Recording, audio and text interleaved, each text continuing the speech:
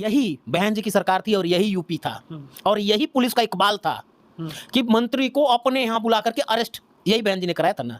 ये इकबाल होते हैं, ये ईमानदारी होती है जनता के प्रति, कानून के प्रति और इस संविधान के प्रति। ये यही संविधान है जो वो ताकत देता है। लेकिन इस मनवादी सरकार ने इसी संविधान को बदलने, कुचलने, फाड़ने, तोड़ने, मरोड़ने के लिए सारी जुगत लगाई है और वो कोशिश कर रहे हैं। इसी संविधान से वो पुलिस वाले बंधे हुए हैं, नहीं तो पुलिस वाले कभी भी पैर नहीं दबाते, कभी भी पैर नहीं दबाते। उनके मन में श्रद्धा नहीं है, श्रद्धा से पैर नहीं दबा रहे हैं, डर से दबा रहे हैं साहब। तो देखिए क्या होता है आगे। और कांवड़ यात्रा एक तरह का पूरा पाखंड है और सरकार इसमें लोगों को उलझाई हुई है और उसी से अपनी बेरोजगारी, अपनी कमियों, अपनी नाकामियों, अपनी अशिक्षा, अपने बाढ़, सूखा सबको उसी में ढके हुए हैं। ये मनवादी व्यवस्था की सरकार जाएगी और बिहार से उसकी शुरुआत हो रही है और इंडिया गठबंधन वहाँ आ रही है। और काश ऐसा हो जाए, हम जैसे छोटे छोटे कार्यकर्ताओं का सपना है कि बहन जी और राहुल गांधी जी एक मंच पर आएँ, तो इस बड़ी आसानी से फिर तो इस सरकार को खाल फेंकने में मतलब बहुत समय नहीं लगेगा, फटाफट काम। नमस्कार, क्या हाल चाल है? सब ठीक है? बहुत बढ़िया। अपने और अपने लोग ख्याल रखो और जब टाइम मिले तो वीडियो जरूर देखो। देसी देख बिगर ब्रेक बगल लाग लपेट, बिल्कुल देसी अंदाज में। मैं विपिन बेबाक और आप स्वराज टाइम्स न्यूज़ देख रहे हो और हमारे साथ मौजूद हैं चौहान साहब। स्वागत है साहब। नमस्कार, धन्यवाद। चौहान साहब, बसपा सुप्रीमो बहन मायावती को ट्वीट आया है। ट्वीट में वो कह रही हैं कि देश के सामने ज़बरदस्त महंगाई, गरीबी, बेरोजगारी, महिला सुरक्षा और खासकर क्षेत्र व भाषा आदि को लेकर बढ़ता आपसी विवाद, यहाँ पे सवाल उठाए, क्या कहोगे? देखिए, बहन जी हमेशा से ही पूरे बहुजनों को संरक्षण देती रहीं, हमेशा बहुजनों के मुद्दों के लिए लड़ती रहीं और आज भी उनके ट्वीट में बहुजन समाज की पीड़ा ही दिखाई पड़ रही है। और उनकी जो बातें हैं वो आम जनमानस तक पहुंच जाती है। तो उनकी जो बात है, उनका जो सवाल है वो वाजिब सवाल है। आगे और भी उस तरह के सवाल उनके आते रहते हैं और आएंगे भी। लेकिन सवाल बहुत बड़ा हो, अगर सोचो तो आप, बहुत बड़ी बात है। बेरोजगारी से लोग तरसते हैं, महंगाई से लोग तरसते हैं। आपके जो सबसे बड़े नेता हैं, नेता विपक्ष राहुल गांधी भी वही सवाल उठा रहे हैं, बहन जी भी वही सवाल उठा रही हैं। लोग तरसते हैं, सरकार इन सब चीज़ों पर कोई गौर नहीं कर रही है।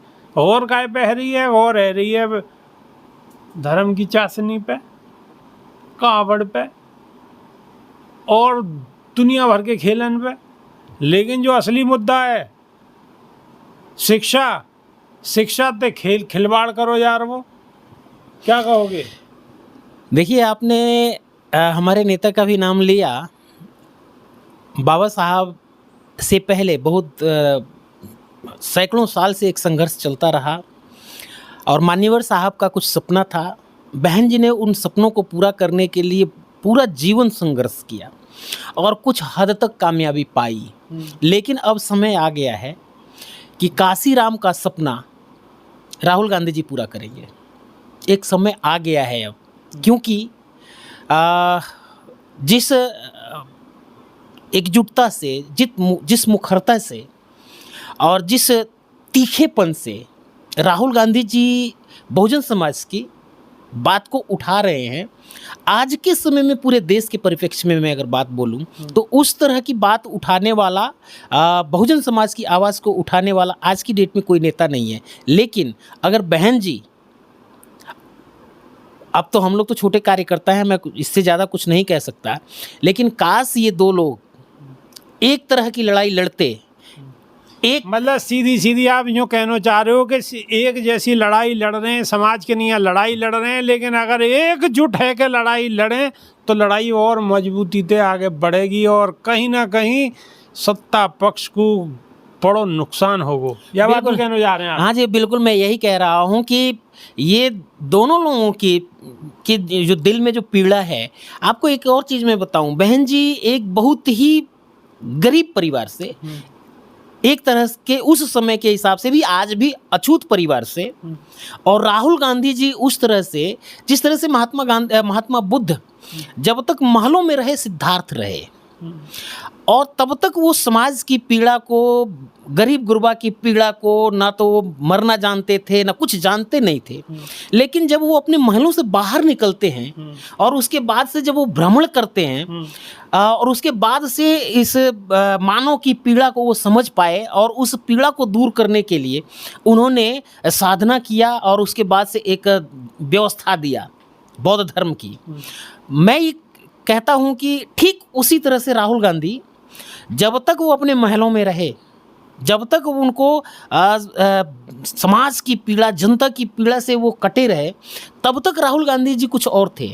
और जब से वो जमीन पर गए हैं, चाहे वो कुलियों के साथ, ड्राइवरों के साथ, मालियों के साथ, हर तरह के लोगों से और भारत जोड़ो यात्रा के साथ में, उनका आप सोचने का, समझने का, बोलने का और विजनरी के रूप में एकदम से समझ लीजिए कि इतना बड़ा परिवर्तन हुआ है। ठीक है। अच्छा एक बात बताओ चौहान साहब, अगर बसपा सुप्रीमो बहन मायावती और इंडिया गठबंधन की आपस में अगर बातचीत है, जा कहीं ना कहीं राजनीतिक जो स्थिति है वो मिलकर अगर लड़ें सत्ता पक्ष के खिलाफ, तो लड़ाई आसान हो जाएगी? बिल्कुल आसान हो सकती है, लेकिन हम लोग तो एक छोटे कार्यकर्ता हैं, आगे वो जो बड़े लोग हैं वो बात करेंगे। वो तो ठीक है, बड़े लोग करेंगे, लेकिन हम तो चर्चा कर रहे हैं। हम चर्चा अगर ये कर रहे हैं, अगर बात सिर्फ चर्चा तक ही है, तो इस देश का आज के समय में पूरा बहुजन ये चाहता है कि किसी भी तरह से कुछ भी करके किसी से भी गठबंधन कर लो, किसी से भी वैचारिक समझौता कर लो, लेकिन इस मनवादी व्यवस्था की सरकार को हटाओ। और इसको हटाने के लिए अगर बहन जी को, राहुल गांधी जी को, अखिलेश यादव जी को या पूरे इंडिया गठबंधन को एक मोर्चा अगर बनता है और उसमें अगर हो भी सकता है, तो ऐसा करके इस मनवादी व्यवस्था को उखाड़ के फेंकें और फिर अपने अपनी जो भी विचारधारा है उसके हिसाब से लोगों को साथ चलें। मतलब अपनी जो भी विचारधारा है बहुजन समाज के उत्थान के लिए, उस पर आगे को कार्य अपना जारी रखें। जी बिल्कुल। तो अब बिहार में चुनाव है, बिहार की तैयारी कर रही है और सरकार की तो आपको मालूम ही है, चुनाव आयोग पे सवाल उठ रहे हैं। उन्होंने जो अपनी एक नई तीसरा आंकड़ा जो फिट करो है उन्होंने, तो वहाँ पे बड़े सवाल उठ रहे हैं। जी, बिहार का चुनाव हमेशा, पिछली बार भी मैं हमेशा हर जगह बोलता हूँ कि बिहार क्रांति को जन्म देता है, बिहार परिवर्तन की ज़मीन है और बिहार साजिशों का शिकार नहीं होता। बिहार की एक ज़मीन, मतलब बिहार की मिट्टी में ये बात है। वहाँ से चाणक्य होते हैं, वहाँ नालंदा विश्वविद्यालय, वहीं पर महात्मा बुद्ध, मतलब महावीर स्वामी का वहाँ पे आना, मतलब बहुत सारी घटनाएं हैं, गुरु तेग बहादुर का वहाँ पर होना, ये मतलब हर तरह की चीज़ों को आप बड़े लेवल पे आप पाते हैं। उसकी ज़मीन में क्रांति है। तो वहाँ पर जो चुनाव आयोग जो ये भ्रांति फैलाने की कोशिश कर रहा है, उसको बिहार की जनता क्रांति के माध्यम से उसको पस्त करने वाली है। और चुनाव आयोग ही नहीं साहब, वहाँ से खदेड़ा लग रहा है, वहाँ से नीतीश जी तो अचेतावस्था में है, वो तो सारी दुनिया जान गई है। और मोदी जी जा कर के जो लंबे लंबे भाषण मार रहे हैं, उसके मीम्स बन रहे हैं वहाँ पे, छोटी छोटी सी वीडियो, बच्चे नाटक कर रहे हैं, नौटंकी कर रहे हैं। हमारे प्रधानमंत्री का वहाँ पर मजाक उड़ रहा है, क्योंकि उन्होंने मजाक का पात्र बना लिया है खुद को। तो ये मनवादी व्यवस्था की सरकार जाएगी और बिहार से उसकी शुरुआत हो रही है और इंडिया गठबंधन वहाँ आ रही है। और काश ऐसा हो जाए, हम जैसे छोटे छोटे कार्यकर्ताओं का सपना है कि बहन जी और राहुल गांधी जी एक मंच पर आएँ, तो इस बड़ी आसानी से फिर तो इस सरकार को उखाड़ फेंकने में मतलब बहुत समय नहीं लगेगा, फटाफट काम हो सकता है। कितने % चांस और बढ़ जाएंगे आपके हिसाब से? देखिए, कई बार ऐसा होता है, जैसे हम खाना बनाते हैं, खाना बनाने में सारे मसाले, तेल सब डाल दीजिए और एक नमक मत डालिए। अगर नमक डालते ही खाने का स्वाद बहुत ज़्यादा बढ़ जाता है। कई बार नमक भी डाला जाता है, थोड़ा सा कम हो गया, तो वो जो कमी है ना, उसको आप व्याख्या में नहीं ला सकते कि कितने % चांस बढ़ जाएंगे। बस ये है कि और स्वादिष्ट हो जाएगा, इसलिए उसको नहीं कह सकते कितने चांस बढ़ जाएंगे। फिर तो 100% चांस है। मनवादी व्यवस्था के लोगों के पास ताकत थोड़ी है, वो तो एक भ्रमजाल, इंद्रजाल जैसे होता है ना, काला जादू सा कर देना, झूठ का काला जादू, उसमें जनता फंसी थी और ये जाएगी सरकार। कन्हैयालाल, एक बात और, एक सवाल और भी है कि अभी एक मिर्ज़ापुर में एक घटना हुई कि दलित समाज के एक CRPF जवान को कावड़ तिन ने बहुत ज़्यादा वाकी पिटाई करी जी और वाके खिलाफ मुकदमा भी हुआ, मतलब उन लोगों के खिलाफ मुकदमा हुआ, लेकिन 30 मिनट के अंदर अंदर ही उन्हें जमानत दे दी गई। वो तो 30 मिनट ज़्यादा टाइम ले लिया उन्होंने। वो तो उनको मतलब एक क्या कह सकते हैं इस तरह से जैसे कि लोग आंखों में धूल झोंकते हैं, ये धूल नहीं झोंकते हैं, ये पूरा का पूरा मुद्दा ही झोंक देते हैं कहाँ जहाँ पे वो दिखे ही ना, पूरे जनता के सामने दिखाने के लिए। क्योंकि वही सीआरपीएफ अगर ब्राह्मण व्यक्ति होता ना, वो क्षत्रिय होता, तो इन लोगों को जमानत भी ना मिलती, ये कांवड़िया होने के बाद भी ना मिलती। अब चूंकि वो दलित है और ये कांवड़िए हैं, ये शिव भक्त हैं, ये योगी जी की सेना है, तो इनके लिए तो ऐसा होना ही था। वो तो आधा घंटा बहुत ज़्यादा हो गया, वो तो मतलब एफआईआर भी होनी थी और उसी समय उसको फाड़ भी देनी थी, और ऐसा हुआ भी होगा, कोई देखने बड़े गया बड़े है। पुलिस अधिकारी ड्रेप वर्दी में ही जो है क्या नाम है कावड़ तिनके पाम दबा रहे हैं, वर्दी में ही। हाँ, हैं? वो अपने माँ बाप के नहीं दबाते होंगे ना, हो ही नहीं माँ बाप सकता। की तो माली भी ना होंगी, कहाँ है कैसे हैं, कभी पाम भी छुए कभी नो ना नो ना, ऐसा नहीं होता होगा। क्योंकि क्या है इसके पीछे के लॉजिक को समझिए। जब वो पैर दबाएंगे तो नौकरी सुरक्षित, ट्रांसफर पोस्टिंग भी शायद ना हो, फिर अपने बच्चों के साथ परिवार के साथ रह सकते हैं। अकड़पना दिखाएंगे तो कब ट्रांसफर हो जाएगा, कब नौकरी चली जाएगी। वो अच्छा डर हमारे की वजह एक से। सेकंड, आप अभी अपनी बात पूरी करिए। हमारे कैमरामैन को भी एक सवाल हो तो कैमरामैन तैयार रहो, मैं अभी आपके पास आऊँगा। अच्छा, तो यही मैं कहूँगा कि जितना भी योगी जी का जो काम है पुलिस वालों से जो करवा रहे हैं, वो ऐसा नहीं है कि पुलिस वाले अनायास कर रहे हैं, वो तो डरे हुए हैं, उनको भी मौका चाहिए। यही बहन जी की सरकार थी और यही यूपी था और यही पुलिस का इकबाल था कि मंत्री को अपने यहाँ बुला करके अरेस्ट, यही बहन जी ने कराया था ना।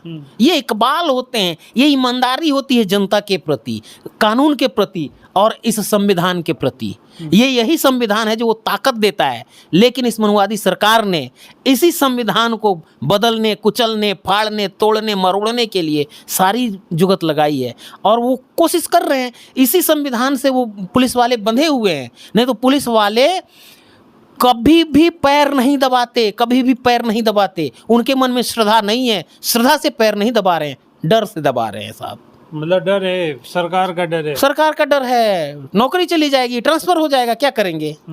इसलिए जैसा सरकार चाहती है, क्योंकि मुख्यमंत्री जो बात करते हैं उसका प्रभाव नीचे तक आता है। तो मुख्यमंत्री ने कह दिया एक बयान में कि जो ताजिया वाले हैं वो लातों के भूत हैं और कांवड़िए हैं जो शांति प्रिय तरीके से कांवड़ यात्रा कर रहे हैं। अब कहाँ शांति दिख रही है, कहाँ प्रिय है, अब ये तो जनता जान रही है। लेकिन जनता अभी दिग्भ्रमित है, थोड़ी सी समय आ रहा है, बदलाव होकर के रहेगा। सरकार जाएगी, सरकार जाएगी जी बिल्कुल जाएगी, अच्छों की चली गई। कार्यकाल पूरा न करे, देखिए कुछ समय का इंतजार है, वो भी समय बताएगा कार्यकाल पूरा करेगी कि नहीं करेगी। क्योंकि उत्तर प्रदेश में ब्राह्मणवाद और ठाकुरवाद भीषण युद्ध हो रहा है, देख रहे होंगे आप लोग तो मीडिया के लोग हैं।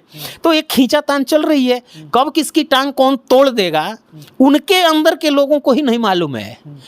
तो देखिए क्या होता है आगे। और कांवड़ यात्रा एक तरह का पूरा पाखंड है और सरकार इसमें लोगों को उलझाई हुई है और उसी से अपनी बेरोजगारी, अपनी कमियों, अपनी नाकामियों, अपनी अशिक्षा, अपने बाढ़, सूखा सबको उसी में ढके हुए है, बेरोजगारी को ढके हुए है, महंगाई को ढके हुए है, किसानन की दुर्दशा को ढके हुए है और कांवड़ यात्रा में उलझाए हुए है। तो चौहान साहब ने बड़ी स्पष्ट, बड़ी बेहतरीन बात कही है। तो अगर कन्हैया लाल जी की बात आपको पसंद आई है तो एक लाइक करो, शेयर करो, कमेंट जरूर करो, जय भीम जरूर लिखो और वीडियो को शेयर करो, एक दूसरे तक पहुंचाओ। क्यों? अच्छी आवाज़ दबनी नहीं चाहिए, रुकनी नहीं चाहिए, दूर दूर तक समाज में जानी चाहिए। तो नई वीडियो में फिर रूबरू होंगे, जब तक के नहीं देसी देख बिगर ब्रेक बगैर लाग लपेट, बिल्कुल देसी अंदाज में। बहुत बहुत धन्यवाद, धन्यवाद, नमस्कार। जय भीम, जय संविधान।